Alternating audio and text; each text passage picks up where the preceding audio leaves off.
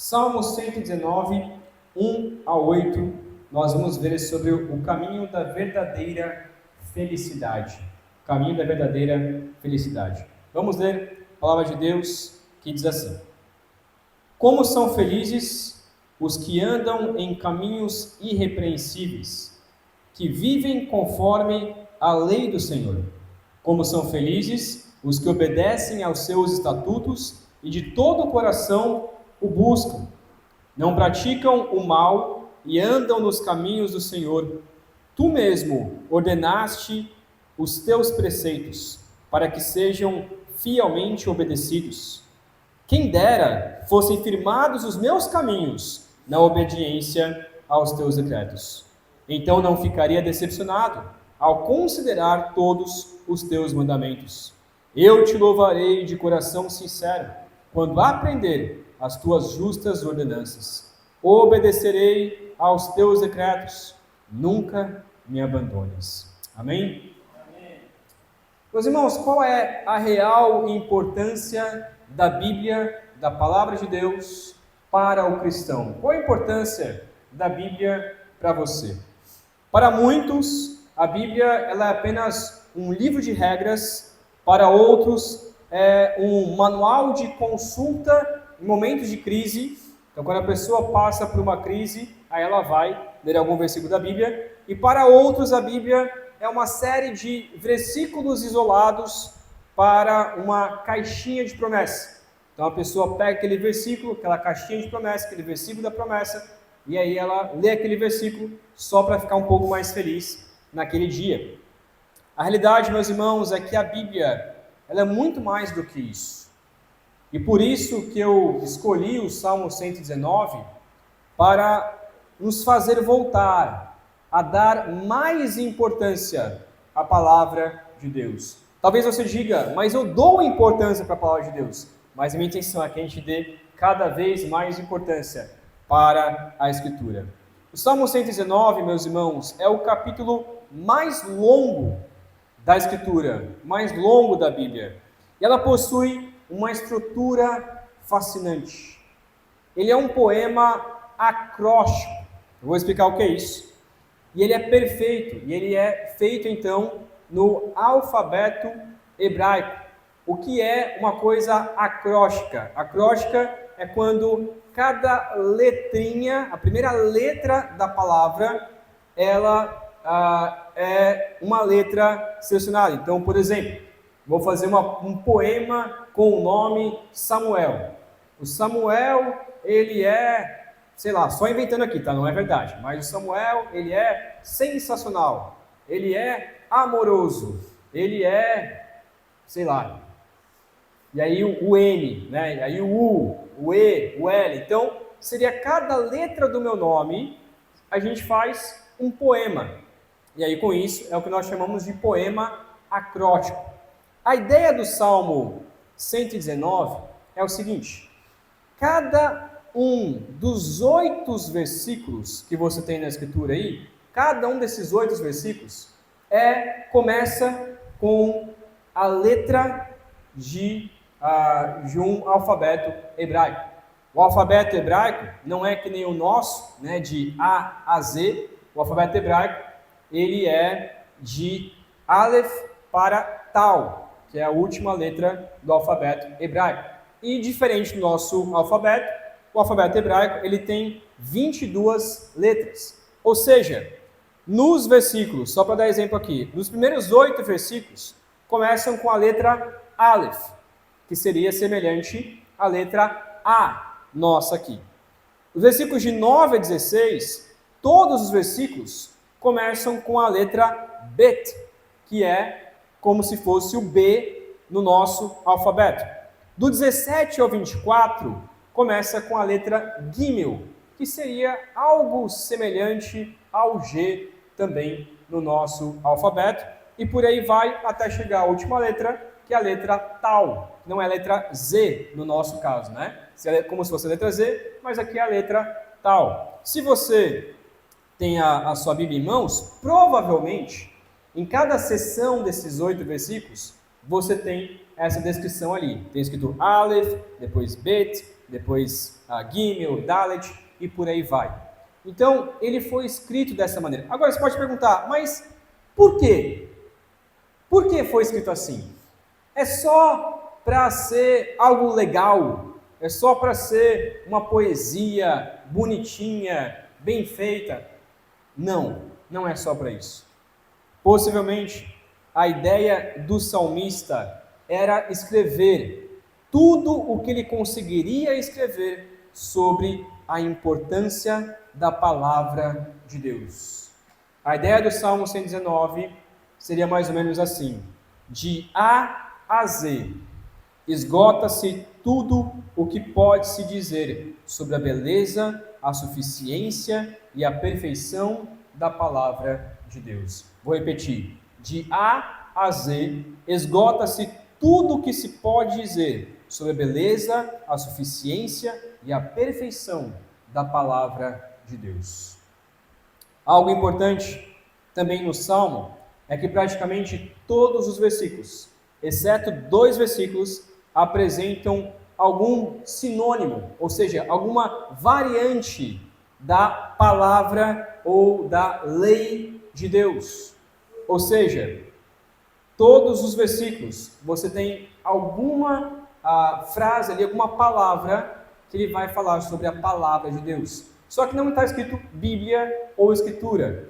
E é por isso que a gente tem que estar bem ciente. Quais são essas palavras aqui que é importante para nós iniciarmos? Nós temos a palavra lei, que é conhecida como Torá, que são os 5 primeiros livros da Bíblia. Então é a Torá, a lei de Deus, a instrução, o ensino. Nós temos os testemunhos, que é as advertências e o padrão da aliança de Deus. Temos a palavra preceitos, né? O que são preceitos? São instruções com detalhes. Então ele está instruindo com detalhes.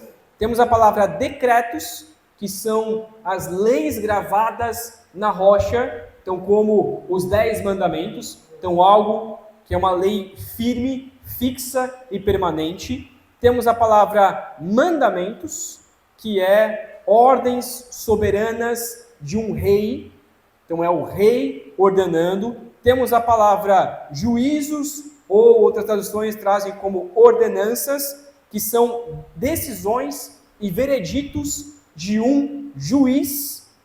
Temos a palavra palavra, que é a comunicação geral de Deus, então a forma como Deus fala aos homens. E por fim, a palavra promessa, que seria a palavra falada que traz consolo e poder para nós. Esses sinônimos, essas variantes, são muito importantes no texto. Então, cada um dos versículos, além de ser construído em acróstico, em alfabeto hebraico, também cada um dos versículos traz uma dessas palavras sobre a Bíblia. Se você não valoriza a palavra de Deus, ou você acha que a Bíblia é apenas um livro qualquer, eu quero te convidar nessa série de mensagens, a dar mais valor à palavra de Deus. Eu quero que você saia depois dessas próximas mensagens com amor, com paixão, sedento para todos os dias você separar um tempo e ler a palavra de Deus, nem que seja apenas um versículo. O que nós vamos ver hoje, então, a questão que o salmista levanta neste Salmo 119, de 1 a 8, é a seguinte: como podemos viver em integridade, como podemos viver a verdadeira felicidade? Como nós podemos ser verdadeiramente felizes? E o salmista vai nos responder, nesses versículos de 1 a 8, que a alegria duradoura não é um sentimento baseado em circunstâncias, mas é o resultado de uma vida imersa na palavra de Deus. Vou repetir: a alegria duradoura não é um sentimento passageiro baseado em circunstâncias, mas o resultado de uma vida imersa na palavra de Deus. Como nós podemos viver a verdadeira felicidade? Primeira resposta, nosso primeiro ponto aqui, versículos 1 a 3. Nós podemos viver a verdadeira felicidade caminhando em integridade com o Senhor. Caminhando em integridade com o Senhor. Quero ler novamente, versículo 1 a 3, que diz assim: Como são felizes os que andam em caminhos irrepreensíveis, que vivem conforme a lei do Senhor. Como são felizes os que obedecem aos seus estatutos e de coração o buscam. Não praticam o mal e andam nos caminhos do Senhor. O Salmo começa, talvez na sua versão, a minha NVI traz como são felizes. As versões, principalmente das Almeidas, né, Almeida Revista Atualizada, Revista Corrigida, Nova Almeida Atualizada, trazem como bem-aventurados. Bem-aventurados. Já falei aqui algumas vezes essa palavra bem-aventurado ou feliz, que é a palavra Esher. Ela aponta para uma felicidade profunda, uma felicidade estável, que não depende de circunstâncias. Não é uma felicidade momentânea, não é a ideia de, eu acordei feliz hoje. Essa bem-aventurança é algo permanente, é algo que não muda de humor. Não é como a felicidade na ideia do humor, mas é uma felicidade plena e profunda, que independente da circunstância, a pessoa continua bem-aventurada. Então ele diz, quem é essa pessoa bem-aventurada? É bem parecido com o Salmo de número 1. Bem-aventurados. Quem é essa pessoa bem-aventurada? O texto responde que o primeiro passo, então, para uma pessoa ser bem-aventurada, é caminhar em integridade com o Senhor. Ele vai apontar aqui, então, 6 marcas desse estilo de vida de uma pessoa bem-aventurada. Primeiro, eles andam em caminhos irrepreensíveis. A ideia aqui é que a pessoa ela não é perfeita. Então, não é bem-aventurada a pessoa que é perfeita, mas aquela pessoa que busca viver em integridade. Que não é uma coisa aqui na igreja e uma coisa no mundo. Não é uma pessoa que tem 2 caras. Uma pessoa irrepreensível. O que é irrepreensível? Uma pessoa que ninguém pode falar mal.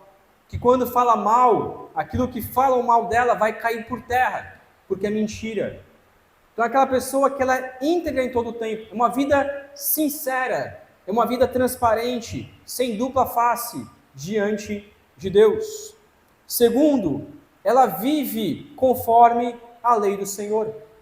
A palavra não é apenas um livro de leitura, ela é o mapa que dita o ritmo, a direção e as escolhas do dia a dia. Terceiro, ele obedece aos estatutos de Deus. Há um guardar ativo da palavra de Deus em sua vida. É reter as verdades divinas, não só na mente, mas também no coração, para que esses estatutos, estas leis, possam guiar então a vida. Também a pessoa íntegra, ela de todo o coração busca a Deus. De todo o coração ela busca a Deus. A obediência sem um relacionamento com Deus é mero moralismo. Quando um pai exige obediência do seu filho, ele não quer só exigir obediência a um bom pai. Um bom pai, ele exige obediência do seu filho para criar um relacionamento, para ter amizade com o filho. Mas muitas vezes, muitos filhos são somente obedientes aos pais, mas não têm amizade com os pais. Deus não é assim. Deus, Ele quer que nós possamos obedecê-lo para ter relacionamento, para ter amizade com Deus. Então, de todo o coração, eles buscam a Deus. Quinto, eles não praticam o mal.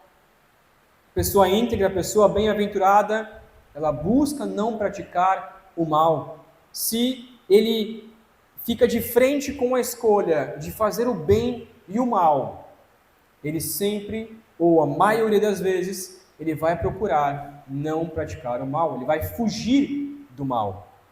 E sexto, que é o contrário desse quinto aqui, porque ele foge do mal, porque ele não pratica o mal, ele anda nos caminhos do Senhor. Quem está ocupado andando com Deus, não tem tempo e nem desejo de caminhar no mal. Perceba que o primeiro ponto ele diz, eles andam em caminhos irrepreensíveis. E lá no sexto, ele diz, eles andam no caminho do Senhor. Ele abre e fecha a ideia aqui. O que é caminhos irrepreensíveis? É o caminho do Senhor. É andar com Deus.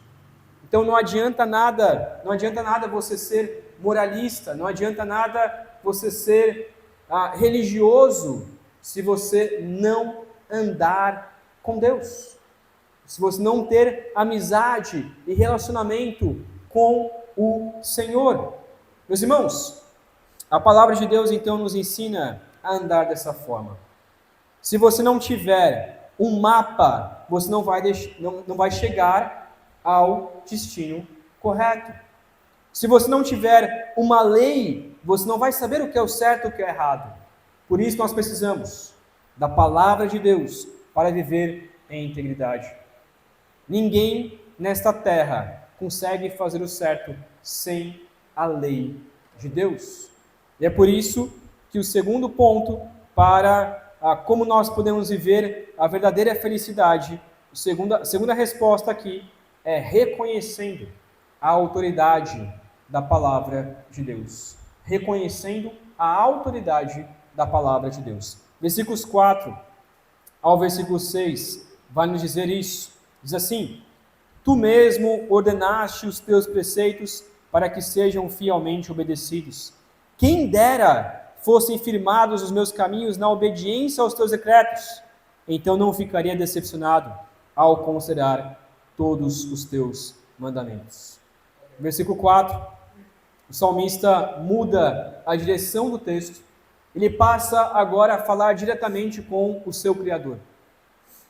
Ele declara que foi o Senhor quem declarou a sua própria palavra. Isso aqui é muito importante, meus irmãos. É muito importante.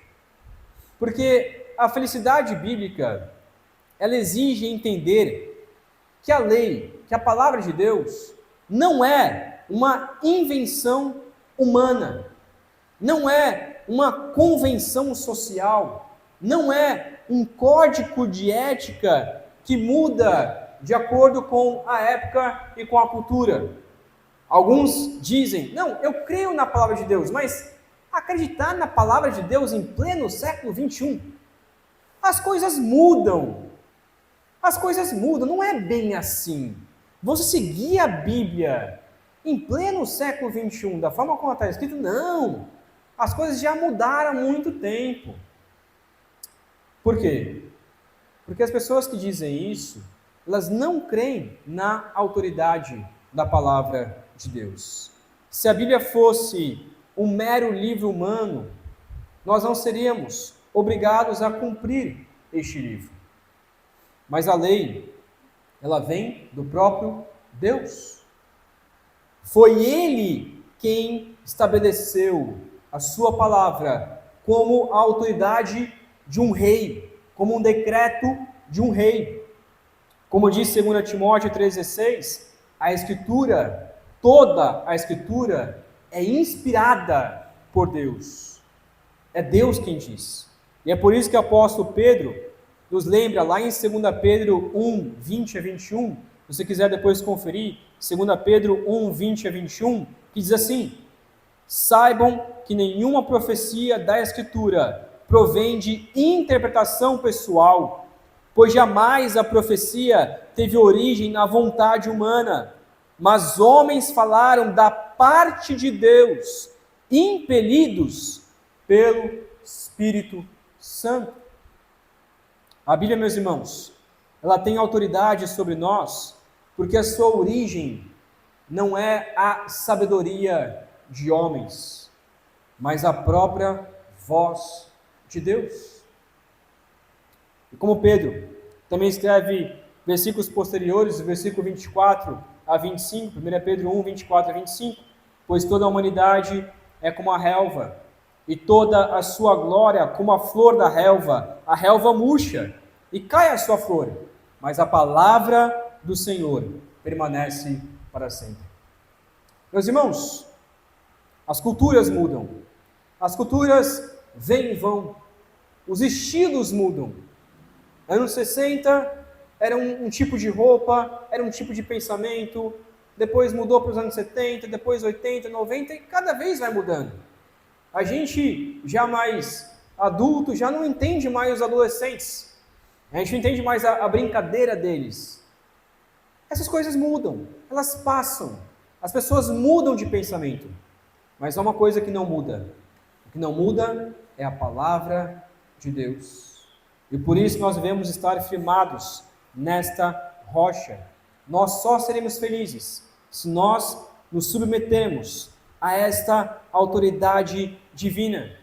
E é por isso que o versículo 5, o salmista suspira: quem dera fossem firmados os meus caminhos na obediência aos teus decretos. Esse talvez seja o seu desejo, muitas vezes.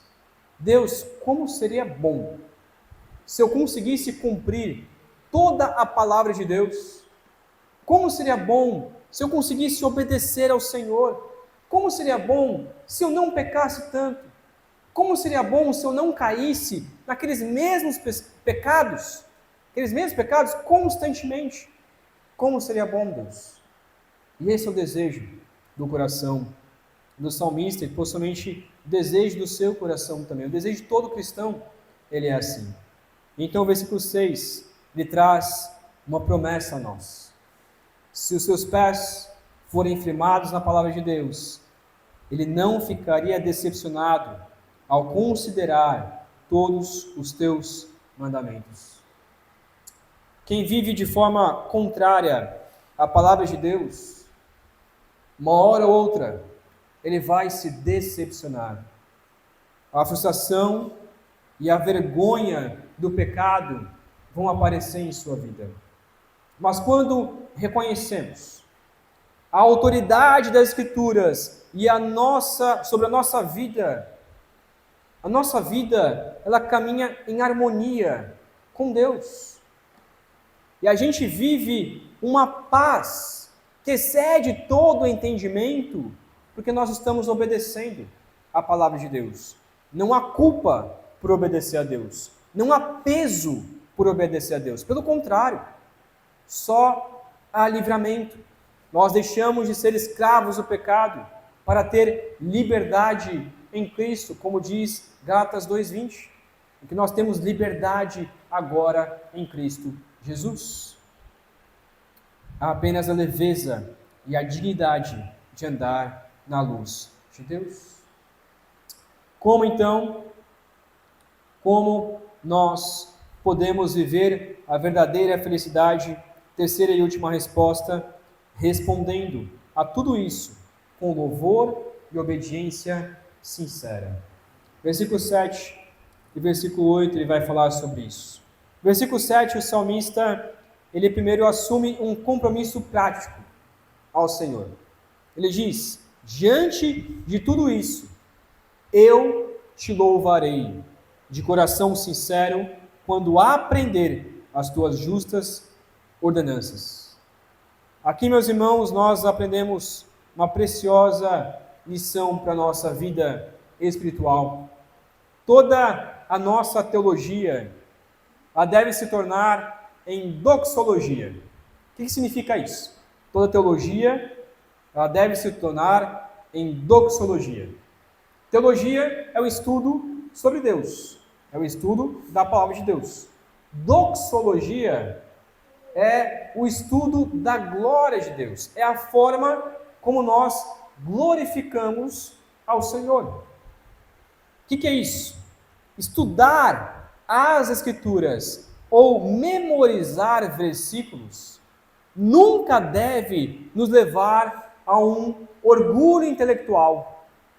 Olha, eu memorizei o Salmo 1 inteiro, memorizei o Salmo 23 inteiro, tenho o Salmo 121 de cor, eu tenho o 1 João de cor, olha como eu sou bom, olha como eu sou inteligente, eu sei 30 versículos da Bíblia decorados, eu estudei teologia, eu fiz seminário, eu estudei um curso assim, assim, assim, olha como eu sou inteligente. Meus irmãos, se você, ou então você diga, né, não, eu leio a Bíblia todos os dias, não falho um dia de ler a Bíblia, olha como eu sou importante para Deus.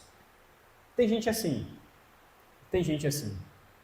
mas meus irmãos, quanto mais a gente estuda a Bíblia, mais nós devemos nos render ao Senhor. Aprender sobre a palavra de Deus é o combustível que nos faz explodir com gratidão e louvor ao Senhor. Sabe aquele versículo que tiram de contexto, dizendo que você não pode estudar muito a Bíblia? Eu já escutei isso muito. Você não pode estudar muito a Bíblia, porque a letra mata, mas o Espírito vivifica. Já ouviu alguém dizendo isso? Não leia muita Bíblia, porque a letra mata, mas o Espírito vivifica. Meus irmãos, essa é uma péssima interpretação deste versículo, porque não é sobre isso que o versículo diz. Não está dizendo que você não deve ler a Bíblia, pelo contrário. O versículo está no seu contexto dizendo que a lei, quando é lida, a lei, a Torá, ela nos condena, porque ela diz quem nós somos. E ela diz que nós somos pecadores e que nós merecemos a morte. Então a letra, ela mata. A palavra de Deus, o Antigo Testamento, declara então o nosso estado. Mas o Espírito Santo, em Cristo Jesus, nos traz a vida. A palavra de Deus nos traz vida para que nós possamos conhecer qual caminho nós devemos seguir. A ideia aqui é: quanto mais você lê a Bíblia, mais você é vivificado pelo Espírito Santo, pois a Bíblia é a própria voz de Deus, é a forma como o Espírito Santo nos ensina. Quanto mais você lê a Bíblia, mais você conhece a Deus, mais você busca adorar ao Senhor verdadeiramente. Finalmente, então, no versículo 8, o salmista conclui este primeiro bloco, unindo, então, a sua disposição prática com a dependência da graça de Deus. Ele diz: obedecerei aos teus decretos, nunca me abandones. Ele reafirma, então, o seu compromisso de obediência. Ele diz: olha, eu leio, eu medito na palavra de Deus, a palavra de Deus é importante para mim, então agora eu quero fazer um compromisso com o Senhor, eu vou obedecer a palavra de Deus. No entanto, ele faz um pedido ao Senhor: Senhor, meu compromisso é, eu vou obedecer a sua palavra, então por isso, Deus, não me abandone. E por que ele encerra dizendo isso, não me abandone? É possível Deus abandonar? Não. Porque ele sabe que quanto mais ele buscar ao Senhor na palavra de Deus, mais perto ele vai estar de Deus. Ele reconhece humildemente que nós precisamos da presença sustentadora de Deus para conseguirmos guardar os decretos do Senhor. Por isso que a palavra de Deus diz que sem Deus nada podeis fazer. Com Deus, nós podemos guardar a sua palavra com fidelidade. Para encerrar então, meus irmãos, a verdadeira felicidade não é um sentimento passageiro, baseado em circunstâncias favoráveis, mas o resultado duradouro de andar alinhado com a palavra de Deus. Olhando para esse texto, nós precisamos ser honestos e perguntar: quem pode guardar a palavra de Deus? Quem consegue obedecer fielmente? Quem consegue ter o desejo pela palavra de Deus? Quem consegue andar por caminhos irrepreensíveis? E a resposta é: ninguém. Mas uma pessoa fez isso. Existia uma pessoa, o único homem a pisar nesta terra, que viveu o Salmo 119 perfeitamente. Ele foi a pessoa mais alegre, mais bem-aventurada da história, porque ele andou em caminhos absolutamente irrepreensíveis e cumpriu a lei até a última risca, mesmo em meio a sofrimentos. Jesus é a pessoa que mais amou a palavra de Deus nessa terra, mais conhecia, mais citou de cor, mais ensinou e mais corrigiu as pessoas com a palavra. Porque como diz João, ele era a palavra, ele era o verbo encarnado. Hoje, meus irmãos, pelo sacrifício de Jesus, nós temos o Espírito Santo habitando em nós, nos capacitando e nos dando a verdadeira alegria de responder a Deus com amor e com obediência e dizer: Senhor, eu vou cumprir os teus decretos, por isso esteja comigo, não me abandone. Quero então terminar esta devocional com 3 aplicações. Primeiro, busque caminhar em integridade. Busque caminhar em integridade. Comprometa-se com a leitura diária e devocional das Escrituras, da Palavra de Deus. Não busque apenas acumular dados ou informações históricas, mas use o texto bíblico como um espelho diário para avaliar o seu coração, as suas escolhas, o seu caminho, as suas intenções do seu coração. Meus irmãos, leia no mínimo, um versículo por dia. Se você fizer isso, você verá o quanto a sua vida será transformada. Mas eu quero te recomendar ainda mais. Leia muito mais do que um versículo por dia. Leia um capítulo. Leia 2, 3. Se você ler 3 capítulos por dia, você vai ler a Bíblia inteira em um ano. Leia um pouco de manhã, leia um pouco à tarde, leia um pouco à noite. Medite na palavra de Deus. Se você tem dificuldade na leitura, coloque para escutar a Bíblia. Tem vários aplicativos sobre isso. Até num pendrive você pode colocar ali a Bíblia. Ou leia um pouquinho da palavra de Deus. É muito importante que você tenha paixão, amor por ouvir, por conhecer mais o Senhor através da sua palavra. Segundo, reconheça a autoridade da palavra. Identifique qual área da sua vida hoje está resistindo à autoridade da Escritura. Nós temos pensamentos contrários à palavra de Deus todos os dias. E é por isso que Paulo diz que nós devemos levar o nosso pensamento cativo à palavra de Deus. A ideia é, a gente tem que nos submeter os nossos pensamentos àquilo que a Escritura diz. Muitas vezes a gente pensa assim: eu sei que a Bíblia diz isso, mas eu penso diferente. Ué, se você pensa diferente da Escritura, então você que está errado, e não a Escritura. Porque a Escritura, ela é inerrante, ela não erra, e ela é autoridade sobre a sua vida. Não, eu sei que a Bíblia diz isso, mas eu penso diferente. Eu acho que não é bem assim, não. Eu acho que isso aí é coisa do passado. Eu acho que hoje, século 21, é diferente. As coisas mudaram e vão continuar mudando. Mas a palavra de Deus não vai mudar. Ela continua e permanece para todo sempre. Por isso nós devemos estar firmados na palavra de Deus. Reconheça a autoridade da palavra sobre a sua vida. E terceiro, responda a tudo isso com louvor e com obediência à palavra do Senhor. Transforme o seu tempo de estudo bíblico em um tempo de altar de adoração, em um tempo de glorificar ao Senhor. Muitas vezes a gente pensa que adorar ao Senhor é somente com música. Muitas vezes a gente pensa que falar com Deus é somente na oração. Mas quando você conversa com uma pessoa, você não está só falando para a pessoa, você quer também ouvir. É algo recíproco. E por isso a adoração é quando você conversa com Deus em oração e Deus responde através da sua palavra. Da sua palavra.